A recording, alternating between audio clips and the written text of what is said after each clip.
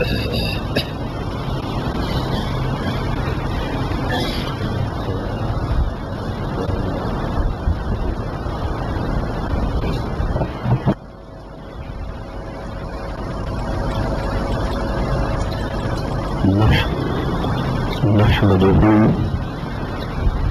ونصلي ونسلم على رسوله الكريم أما بعد فأعوذ بالله من الشيطان الرجيم بسم الله الرحمن الرحيم هل جزاء الإحسان إلا الإحسان صدق الله العظيم وبلغنا رسوله النبي الكريم الأمين ونحن على ذلك من الشاهدين والشاكرين والحمد لله رب العالمين. حمد و ثنا کے بعد جیسے کہ معلوم ہے کہ ہمارے آج کی جمعۃ المبارک کے خطاب کا موضوع ہے اولاد کی تربیت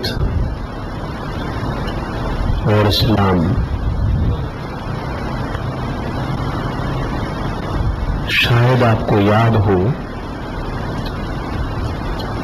سفر کے مہینے میں ہم نے بتایا تھا کہ ہر اسلامی مہینے کا پہلا جمعہ اولاد کی اسلامی تربیت کے حوالے سے ہوگا. لیکن ہم نے اس کو تبدیل کیا. اب انشاءاللہ تعالی ہر اسلامی ماہ کا تیسرا جمعہ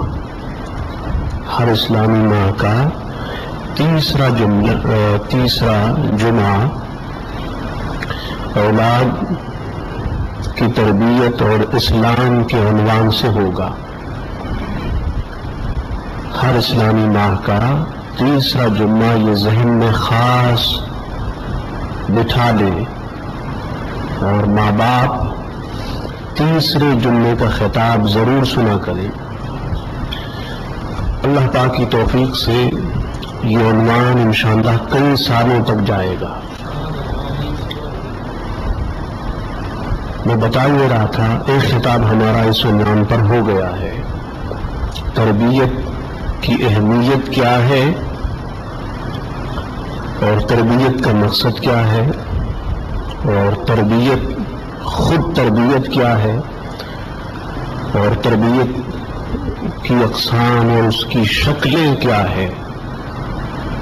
ان چار باتوں پر ہمارا خطاب ہو چکا ہے. آج ہم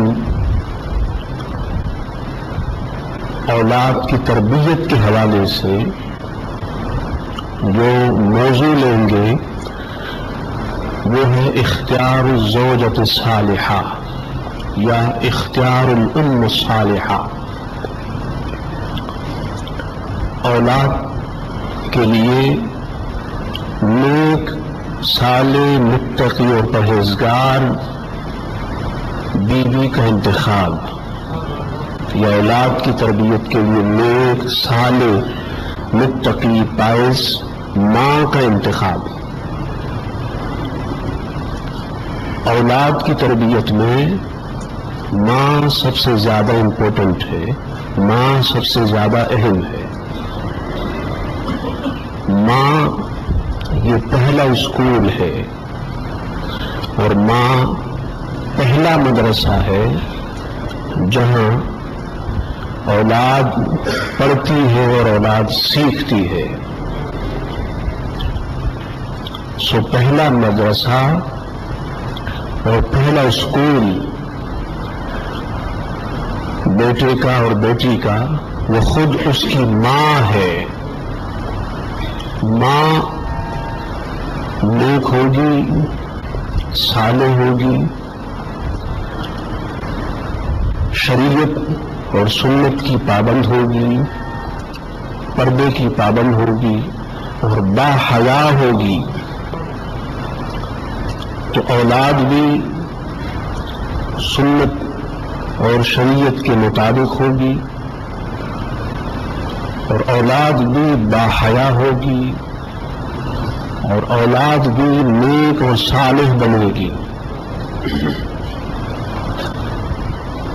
ماں نیک نہ ہو، پردے کی پابند نہ ہو اور اس میں حیا کی صفت نہ ہو، خود ماں دین سے، مذہب سے، شریعت سے اور اسلام سے دور ہو،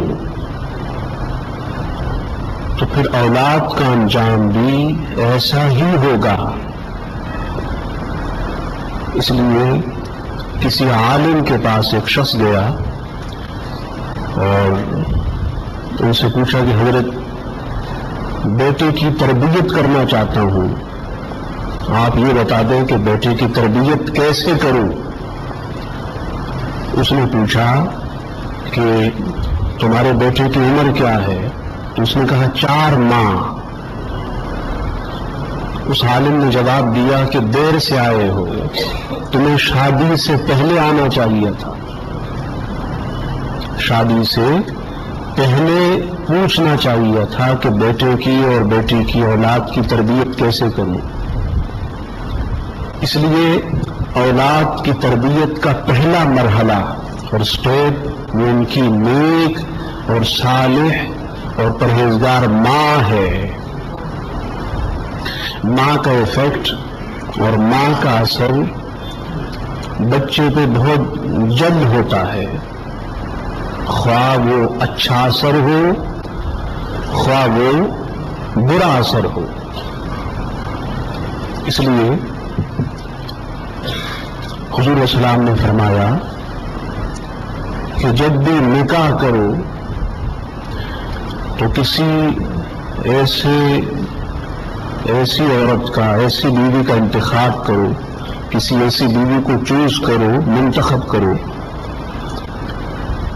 جو نیک ہو، پرہیزگار ہو، دیندار ہو اور دین کے قریب ہو.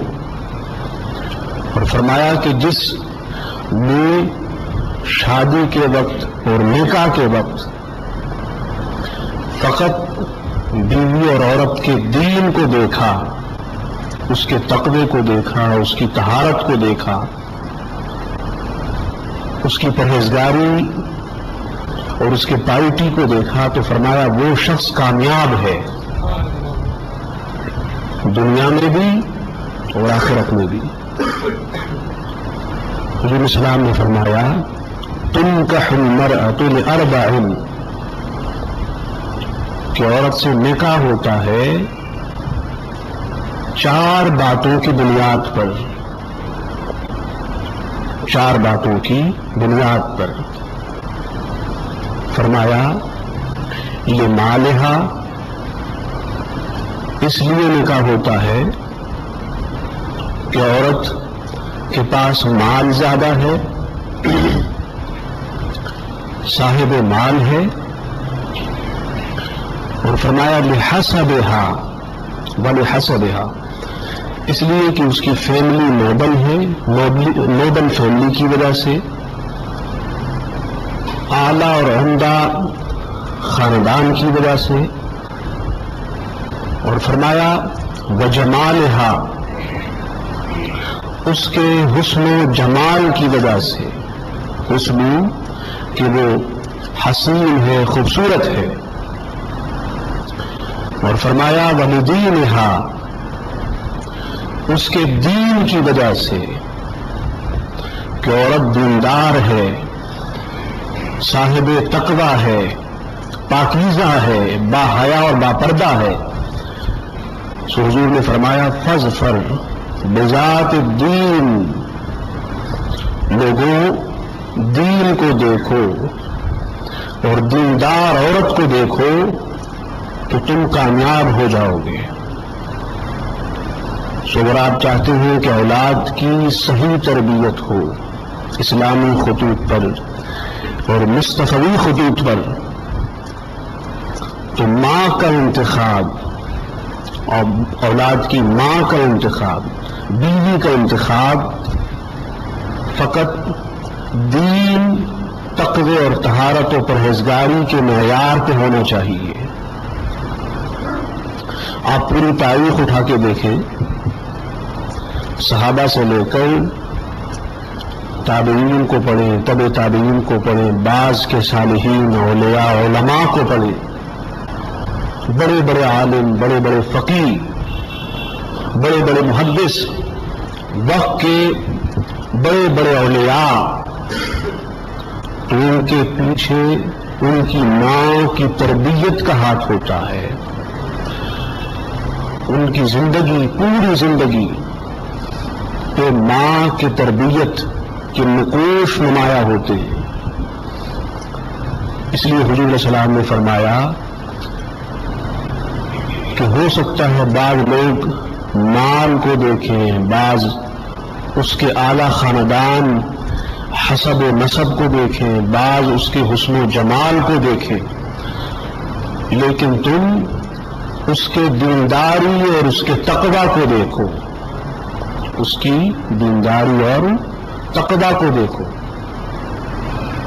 اور جس نے بھی عورت کے انتخاب میں، اسے منتخب کرنے میں، چوز کرنے میں فقط یہ دیکھا کہ وہ نیک و صالح ہے، وہ کامیاب ہے. مجھے تقریباً 60 سال کے ایک شخص نے بتایا، اور مجھے خوشی ہوئی، میں چاہتا ہوں کہ اپنے نوجوانوں کو یہ بتا دوں. انہوں نے بتایا کہ میں نے اپنی بیوی کا انتخاب جو کیا وہ فقط اس لیے کیا کہ میں 3-4 بار ان کے یہاں گیا، اور جب بھی میں گیا تو وہ قرآن پڑھ رہی ہوتی ہے. جب بھی میں نے اس کو دیکھا تو قرآن پڑھتے دیکھا، تو فقط قرآن پڑھنے کی وجہ سے میں نے اسے پسند کیا. آج اسے آرام ہے، سکون ہے، اطمینان ہے اور چین ہے. تو لوگوں اسے دیکھو کہ وہ نمازی ہے یا نہیں، وہ قرآن پڑھتی ہے یا نہیں، وہ باحیا اور باپردہ ہے یا نہیں. اگر چاہتے ہو کہ زندگیوں میں سکون آئے، زندگیوں میں چین آئے، زندگیوں میں قرار آئے، دنیا کی کامیابی نصیب ہو، آخرت کی کامیابی نصیب ہو، اولاد باادب ہو، اولاد ادب کرے، تو پہلا سٹیپ اور سب سے پہلا مرحلہ بیوی کے انتخاب اور اس کی ماں کے انتخاب کا ہے. امام احمد بن حنبل نور اللہ مرقدہ 4 فقہ ہیں اور 4 فقہی مسالک ہیں. ان میں سے فقہ حنبلی کے بانی ہیں، فاؤنڈر ہیں، بہت عظیم عالم ہیں، فقیہ ہیں، محدث ہیں، لاکھوں حدیث کے حافظ ہیں. تو ان کے باپ کا انتقال بچپن میں ہو گیا تھا، وہ چھوٹے سے تھے. ان کی ماں کام کاج کرتی اور کما کر امام احمد بن حنبل کو پڑھایا کرتی تھی. اور رات تہجد کے لیے ماں اٹھتی، پانی گرم کرتی، اور پھر امام احمد بن حنبل چھوٹے تھے، انہیں اٹھاتی تہجد کے لیے، جبکہ ان کی عمر میرے خیال میں 8, 9, 10 سال کے آس پاس ہوتی. آپ نے فرمایا کہ ہم تہجد پڑھ کر پھر انتظار میں ہوتے فجر کی اذانوں کے.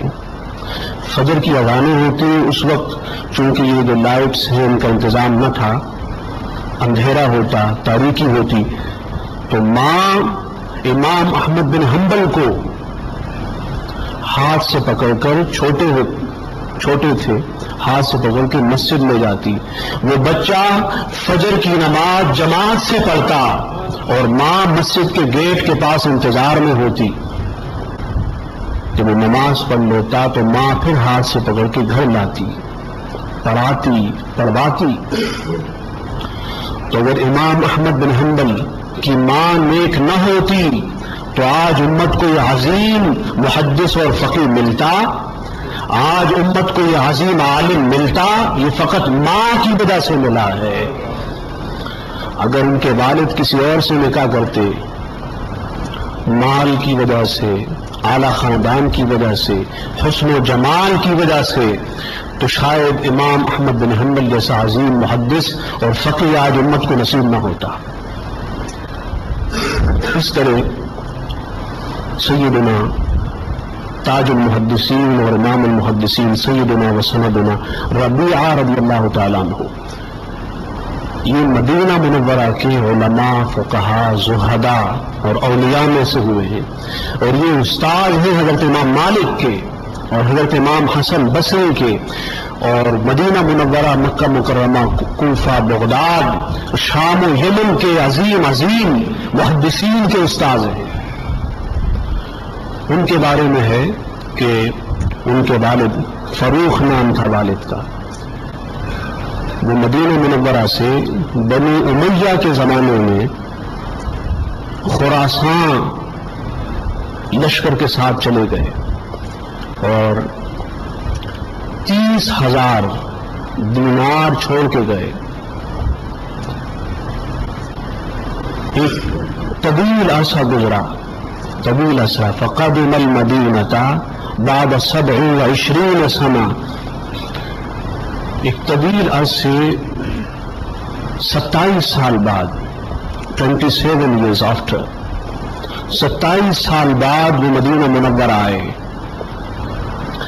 اور جب جا رہے تھے تو جاتے وقت ان کی بیوی حمل سے تھی، پیٹ میں بچہ تھا. گھوڑے پر سوار آئے اور ہاتھ میں نیزہ تھا، نیزے سے دروازے کو نوک کیا. فخرج ربیعہ، تو ان کے بیٹے جو اس وقت جب وہ خراسان کی طرف جا رہے تھے ماں کے پیٹ میں تھے، ابھی جوان ہو گئے کیونکہ یہ 27 سال بعد آئے تھے. اب بیٹا باپ کو نہ پہچان سکا کہ یہ میرے باپ ہیں، نہ باپ بیٹے کو پہچان سکے کہ یہ میرے بیٹے ہیں. تو بیٹے نے کہا یا عدو اللہ اتہجم علی منزلی، اللہ کے دشمن تو نے ہمارے دروازے کو نوک کیسے کیا؟ یہ غیرت ہے ایمان کی. تو انہوں نے کہا جواب میں اے اللہ کے دشمن تو میرے گھر میں کیسے آیا؟ بیٹا سمجھ رہا تھا کہ شاید یہ کوئی اور ہے، باپ سمجھ رہا تھا کہ یہ کوئی اور ہے. اتنے میں دونوں لڑنے لگے. آس پاس کے جو لوگ تھے پڑوس کے انہیں معلوم ہوا، وہ سب جمع ہو گئے حضرت ربیعہ کی ہیلپ اور ان کی مدد کے لیے. اتنے میں حضرت مالک بن انس کو معلوم ہوا اور وہ چل پڑے. فلما بصروا سکتوا، جب لوگوں نے مالک بن انس کو دیکھا تو سب کے سب خاموش ہو گئے. مالک بن انس رضی اللہ عنہ نے فرمایا کہ اللہ کے بندے شاید تیرا کوئی اور گھر ہوگا. انہوں نے کہا نہیں، ہی داری، میرا گھر یہی ہے. یہ جملے نکلے اور فرمایا انا فروخ، میں فروخ ہوں. یہ گفتگو ان کی بیوی نے سنی.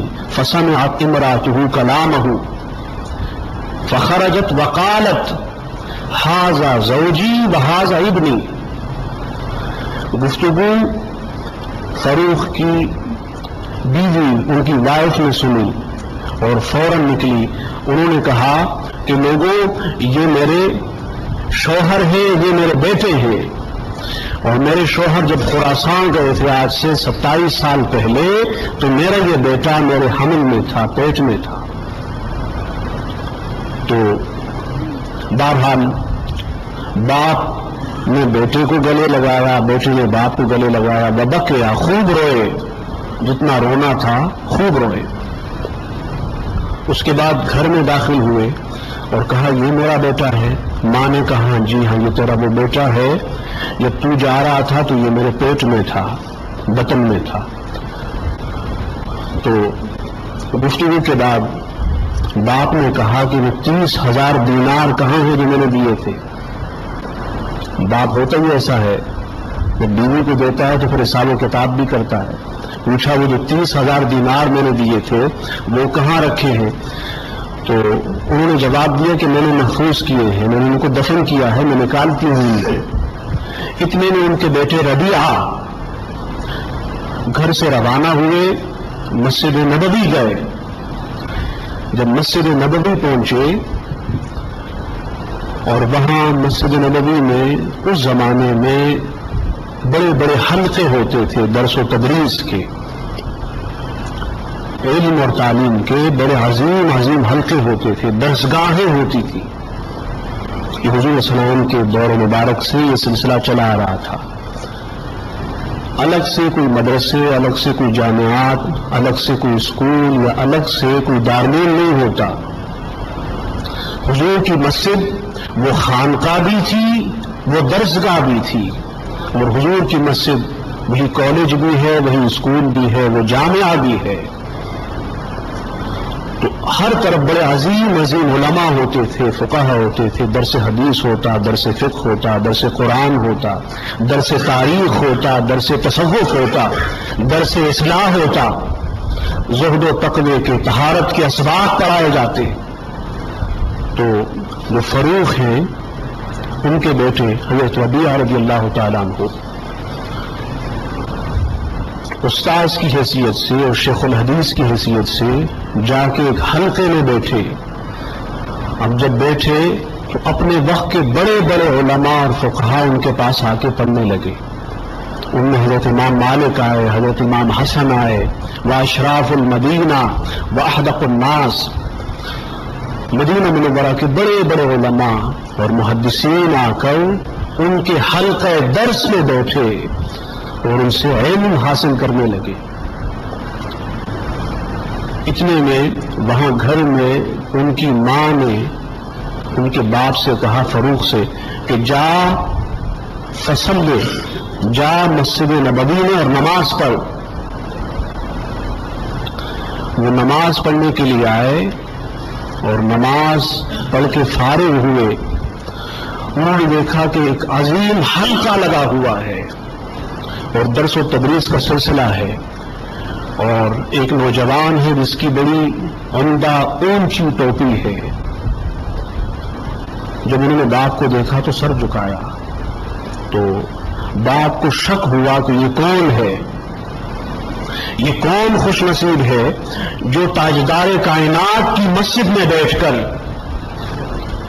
درس حدیث دے رہا ہے، علم مصطفی کا نور پھیلا رہا ہے اور چراغ علم مصطفی سے سینوں کو روشن کر رہا ہے، اور حضور کی محبت کا درس دے رہا ہے، حضور کے عشق کا درس دے رہا ہے، حضور کی اطاعت و اتباع کا درس دے رہا ہے۔ لوگوں سے پوچھا، من حاضر رجل، یہ درس دینے والا، یہ عظیم عظیم علماء اور محدثین کو پڑھانے والا کون ہے؟ لوگوں نے جواب دیا، حاضہ ربیعہ، یہ ربیعہ ہے۔ تو انہوں نے دل میں سوچا، اچھا اللہ نے میرے بیٹے کو اتنا بلند مقام دیا، اتنا بلند مقام دیا۔ اور جب انسان بیٹے کو دیکھتا ہے کہ اللہ پاک نے بہت بڑا مقام دیا تو وہ خوش ہوتا ہے اور جا کے سب سے پہلے بیوی کو بتاتا ہے۔ گھر آئے ان کے والد ابو ربیعہ، گھر آئے اور گھر آ کر ان کی ماں سے کہا کہ آپ کا بیٹا آج مدینہ منورہ میں تمام علماء اور تمام فقہاء، محدثین اور صاحبان علم کے باوجود اس مقام اور سٹیٹس پر ہے کہ میں نے اس مقام پر کسی کو آج تک نہ دیکھا۔ اللہ پاک نے علمی فکری حوالے سے ایک ممتاز مقام دیا ہے انہیں۔ اب جواب کا موقع آیا، بیویاں لوجک سے سمجھاتی ہیں، فوراً جواب نہیں دیتی، موقع کا انتظار کرتی ہیں۔ اب پوچھا، یہ بتاؤ کہ وہ جو تمہارے 30,000 دینار تھے، اشرفیاں تھی جو تم مجھے دے گئے تھے، وہ تمہیں پسند ہے یا بیٹے کا یہ مقام پسند ہے؟ تو انہوں نے کہا نہیں مجھے بیٹے کا یہ مقام پسند ہے. تو انہوں نے فرمایا انفقت المال کلہ علیہ، میں نے وہ 30,000 کی ساری اشرفیاں، سارے دینار تیرے بیٹے کے علم، تعلیم اور ایجوکیشن پہ خرچ کیے. انہوں نے سنا، جواب دیا کہ اللہ کی قسم بیوی تو نے وہ مال ضائع نہ کیا. تو اگر بیوی نیک نہ ہوتی تو کیا وہ مال ایجوکیشن اور تعلیم پہ خرچ کرتی؟ اگر بیوی نیک و صالح نہ ہوتی تو کیا وہ ربیعہ ان کے بیٹے اس مقام تک پہنچ پاتے؟ اگر ان کی بیوی نیک و صالح نہ ہوتی تو کیا وہ مدینہ منورہ کے بڑے بڑے علماء میں ممتاز عالم شمار ہوتے؟ خاص 2 باتیں یہاں معلوم ہوئی. ایک یہ کہ ماں اور بہنوں کو چاہیے کہ اولاد کو اسلامی تعلیم دلوائے، اسلامک ایجوکیشن، اکیڈمک ایجوکیشن کے ساتھ دنیاوی عصری تعلیم کے ساتھ ساتھ دینی تعلیم، اور اپنا مال تعلیم پہ خرچ کرے، ایجوکیشن پہ خرچ کرے. اس لیے کہ جو مال تعلیم اور ایجوکیشن پہ خرچ ہوتا ہے وہ کبھی ضائع اور بیکار نہیں ہوتا.